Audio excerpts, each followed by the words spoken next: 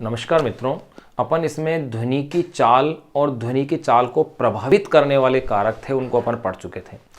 इसमें अपन ने कुछ पॉइंट्स विशेष पढ़े थे, जैसे कि भिन्न भिन्न माध्यमों में ध्वनि की चाल, ठोस, द्रव और गैस। फिर गैसीय माध्यम में ध्वनि की चाल को स्पेशली अपन ने अध्ययन किया था और उसमें भी भिन्न भिन्न कारकों के प्रभाव का अध्ययन देखा था कि उसमें आर्द्रता का क्या प्रभाव है, ताप का क्या प्रभाव है, दाब का क्या प्रभाव है, आवृत्ति का क्या प्रभाव है, वायु के बहने का ध्वनि की चाल पर क्या प्रभाव था। उन पर आधारित आंकिक प्रश्नों को भी अपन ने हल करके देखा था। अब अपन इसके अंदर जो पढ़ने जा रहे हैं नेक्स्ट टॉपिक, वो है मैक नंबर एवं ध्वनि बूम। मैक नंबर है क्या? वस्तु की चाल और ध्वनि की चाल का जो अनुपात है, वस्तु की चाल, कोई भी वस्तु जो गति कर रही है, और ध्वनि की चाल है, इन दोनों का जो अनुपात है उसे अपन क्या कहते हैं? मैक नंबर कहते हैं। अगर वस्तु की चाल ध्वनि की चाल से अधिक होती है, अगर वस्तु की चाल ध्वनि की चाल से अधिक होती है तो इस तरह की चाल को अपन कहते हैं सुपरसोनिक चाल या पराध्वनिक चाल कहते हैं।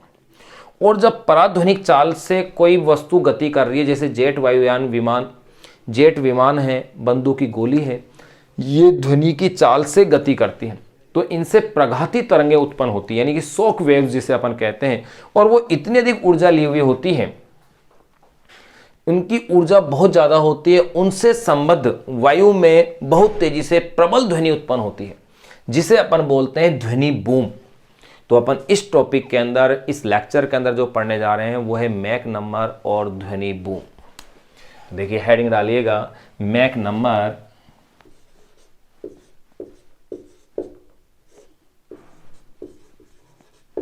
मैक नंबर एवं ध्वनि बूम।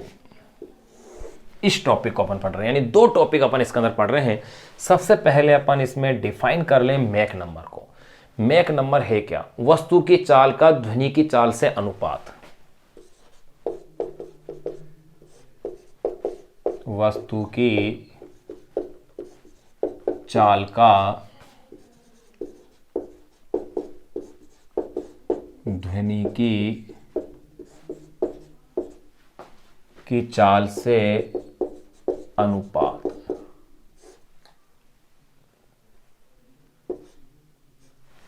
वस्तु की चाल का ध्वनि की चाल से अनुपात मैक नंबर कहलाता है।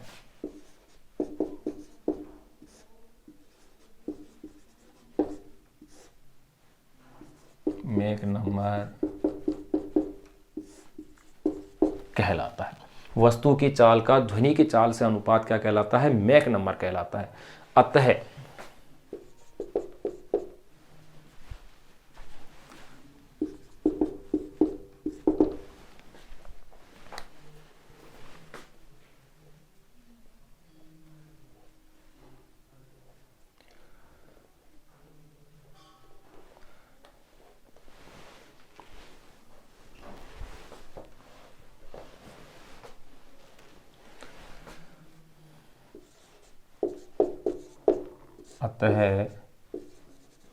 Mach number is equal to, मेरे पास फॉर्मूला बन गया है वस्तु की चाल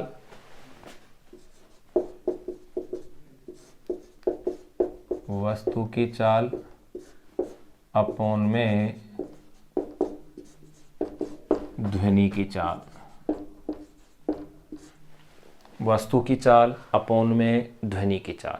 अब देखो,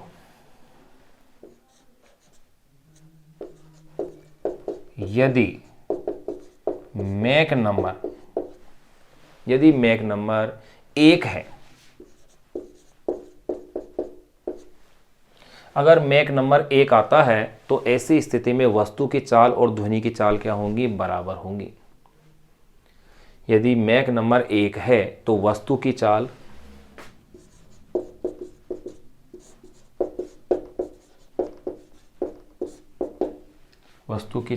बराबर ये होगा ध्वनि की चाल, यानी कि वस्तु की चाल और ध्वनि की चाल दोनों क्या होंगी? बराबर होंगी। यदि मैक नंबर 1 है तो वस्तु की चाल बराबर ध्वनि की चाल। और अगर ऐसा हो कि यदि मैक नंबर 1 है तब तो अपन ये कह दिया, यानी वस्तु की चाल बराबर ध्वनि की चाल, और ध्वनि की चाल अपन कितनी लेते हैं? लगभग 332 मीटर पर सेकेंड।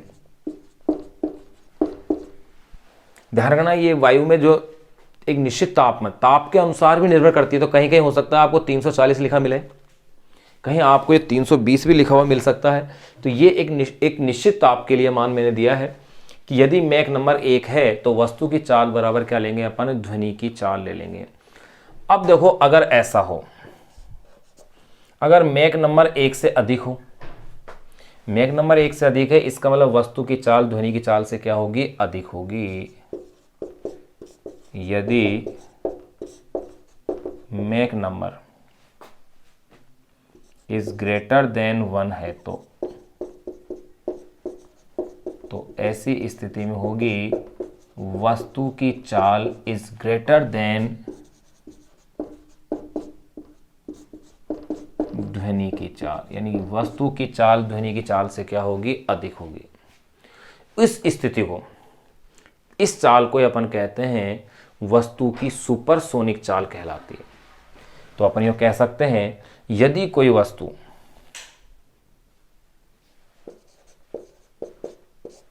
और याद रहे, और अगर मैक नंबर 1 से कम हो तो वस्तु की चाल क्या होगी, ध्वनि की चाल से कम हो जाएगी। तो देखो यदि कोई वस्तु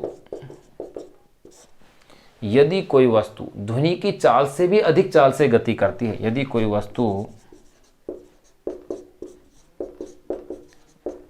ध्वनि की चाल से भी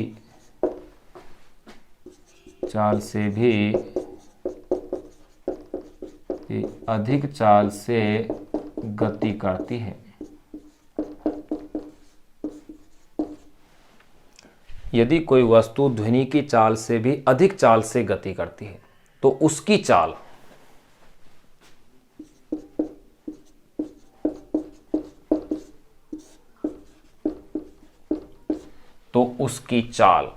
पराध्वनिक चाल,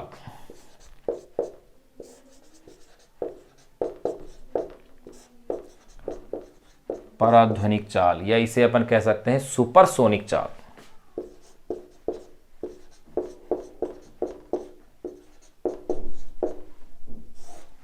पराध्वनिक चाल या सुपरसोनिक चाल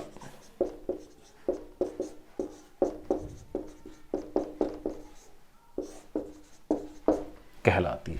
यदि कोई वस्तु ध्वनि की चाल से भी अधिक चाल से गति करती है तो उसकी चाल पराध्वनिक चाल यानी कि सुपरसोनिक चाल कहलाती है। अब देखें गोलियां, जेट वायुयान,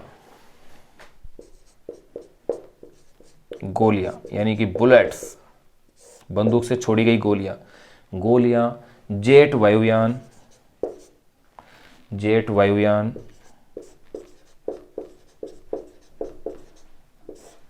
गोलियां, जेट वायुयान ध्वनि की चाल से चलते हैं।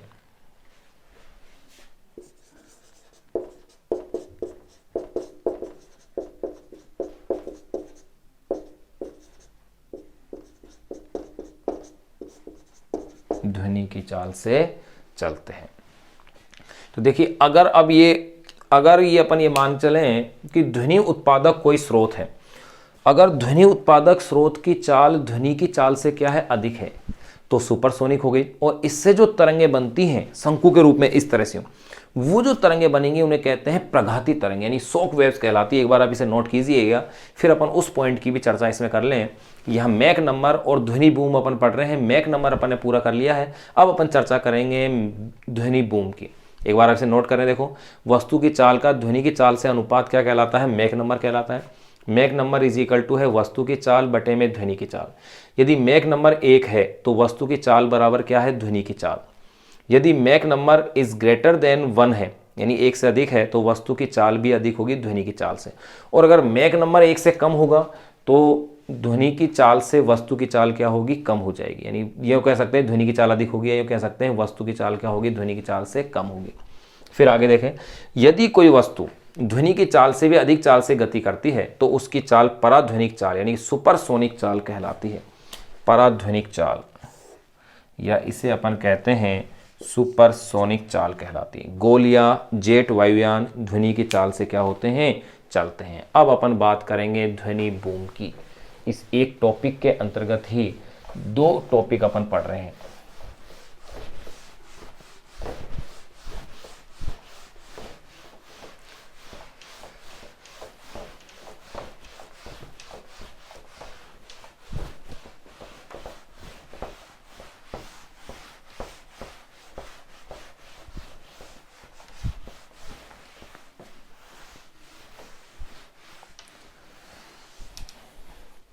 अब देखिए भाई, अब मैं इसमें कह सकता हूं अगला टॉपिक अपन पढ़ रहे हैं ध्वनि बूम यानी कि प्रघाती तरंगे। तो मैं इसमें नेक्स्ट पॉइंट ये लिख देता हूं कि जब या यदि जब ध्वनि उत्पादक स्रोत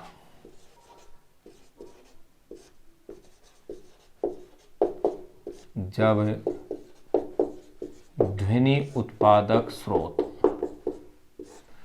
जब ध्वनि उत्पादक स्रोत ध्वनि की चाल से अधिक चाल पर चलते हैं, जब ध्वनि उत्पादक स्रोत ध्वनि की चाल से जब ध्वनि उत्पादक स्रोत ध्वनि की चाल से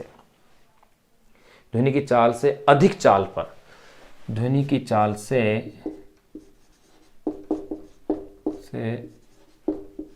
अधिक चाल पर चलते हैं, जब ध्वनि उत्पादक स्रोत ध्वनि की चाल से अधिक चाल पर चलते हैं तो वायु में चलते हैं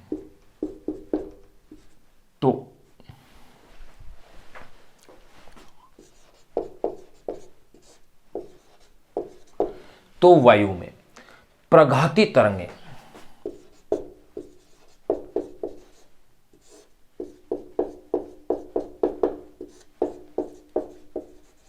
यानी कि शॉक वेव्स, तो वायु में प्रघाती तरंगे या इन्हें अपन कह सकते हैं शॉक वेव्स उत्पन्न होती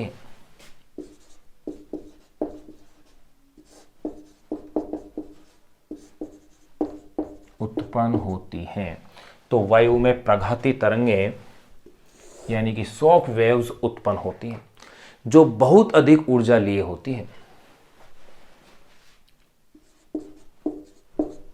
जो बहुत अधिक ऊर्जा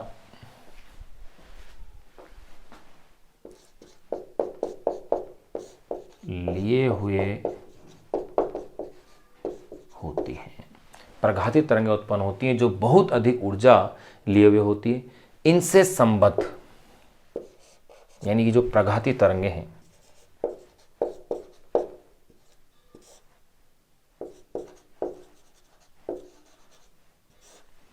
इनसे संबद्ध वायुदाब में परिवर्तन से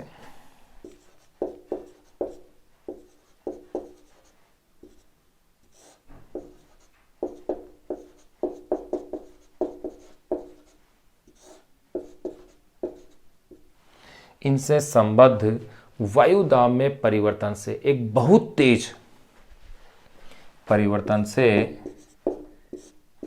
बहुत तेज इनसे संबद्ध यानी प्रघाती तरंगों से संबद्ध वायुदाब में परिवर्तन से एक बहुत तेज और प्रबल ध्वनि उत्पन्न होती है। बहुत तेज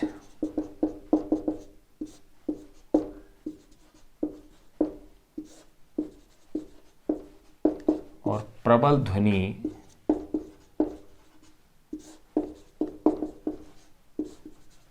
उत्पन्न होती है। संबद्ध वायु दाब में परिवर्तन से एक बहुत तेज और प्रबल ध्वनि उत्पन्न होती है जिसे ध्वनि बूम कहते हैं।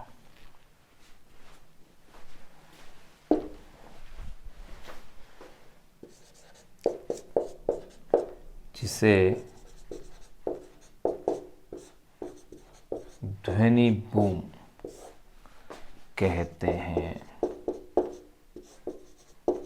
बहुत तेज और प्रबल ध्वनि उत्पन्न होती है जिसे ध्वनि बूम कहते हैं। तो यह अपने पास ध्वनि बूम की भी परिभाषा अपन ने दे दी है।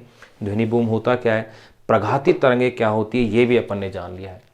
अब देखिएगा सुपरसोनिक वायुयान से ध्वनि बूम उत्पन्न होगा।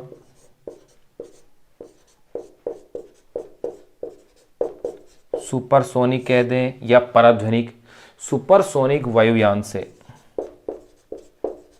जो कि ध्वनि की चाल से चल रहे हैं या उससे अधिक चाल से चल रहे हैं, सुपरसोनिक वायुयान से उत्पन्न ध्वनि बूम से वायुयान से उत्पन्न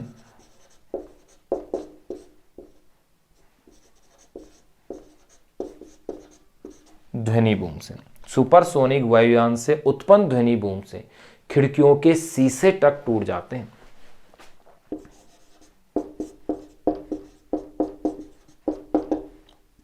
खिड़कियों के शीशे तक टूट जाते हैं। सुपरसोनिक वायुयान से उत्पन्न ध्वनि बूम से खिड़कियों के शीशे तक टूट जाते हैं एवं भवनों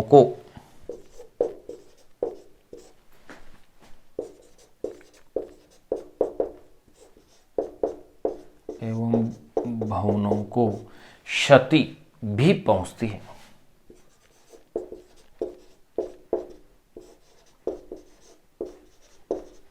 ये लीजिए, यहां अपन ने ये टॉपिक पूरा कर लिया है, मैक नंबर एवं ध्वनि बूम। तो देखो मैक नंबर क्या था, अपन ने जान लिया था कि किसी वस्तु की चाल का ध्वनि की चाल से जो अनुपात था उसे अपन ने क्या कहा था, मैक नंबर कहा था। मैक नंबर के आधार पर ही फिर अपन ने ध्वनि बूम को स्पष्ट किया, प्रघाती तरंगें अपन ने पढ़ ली, ध्वनि बूम भी अपन ने जान लिया। एक बार आप इसे नोट कीजिएगा ऐसे कैसे।